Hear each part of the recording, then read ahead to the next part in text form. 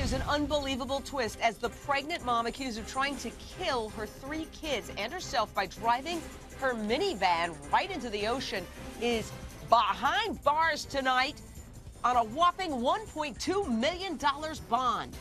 And tonight we discover this woman has killed before, and with a vehicle. That's right, 7 years ago, 32-year-old Ebony Wilkerson drove her car into another car, sending it spinning into a concrete barrier and badly injuring a woman who later died from her wounds. But back then, Ebony wasn't even arrested. She only got community service. And take a look at her now. There doesn't seem to be a trace of remorse or agony in this woman's face, even though she allegedly tried to kill her 3 precious children, ages 3, 9, and 10, by driving them into the ocean, even though they screamed and yelled and hollered and begged for their lives. Just take a look at this woman. She looks, I don't know, like she's at an art gallery looking at paintings. Either that or completely catatonic. But one thing I can tell you, there's not a tear in sight, even when the judge reads her the charges.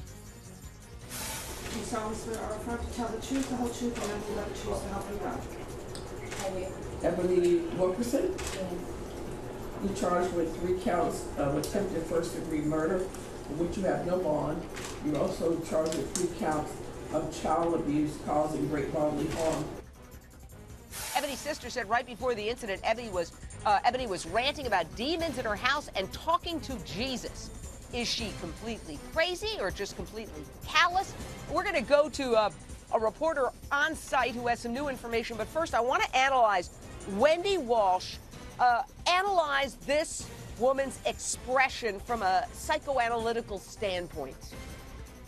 You know, Jane, what you would call not a tear shed, I would call lack of affect. And what we mean by that is somebody whose emotions are not connecting sort of to their physical expression. This is definitely, or could be, a sign of mental illness. This to me looks like a terrified woman who's not all together. Now, whether they've medicated her, I'm not sure, but her stilted walk, the eyes dashing back and forth. Look very closely. This is a woman who's mentally not quite present. Judy Ho, your take as a forensic and clinical psychologist.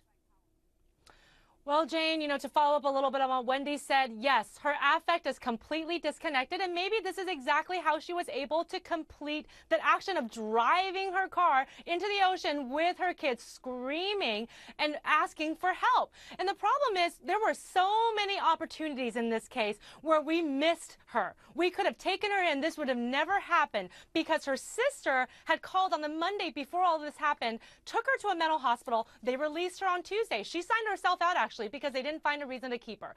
As you mentioned earlier in the segment, the police evaluated her for about half an hour, said they didn't find any signs, and let her go again. But the problem is, I don't think that we are all very educated, all of us who are in this field or even just outside of it, like the police force coming into contact with these people, about what signs we really should look for when somebody's that disturbed. You know, when you're mentally ill, you don't wear a sign tattooed on your forehead that says, I am crazy. You got to figure it out. So in front of her sister, she's talking to Jesus and saying there's demons in the house, but then when the police arrive, she acts very loose.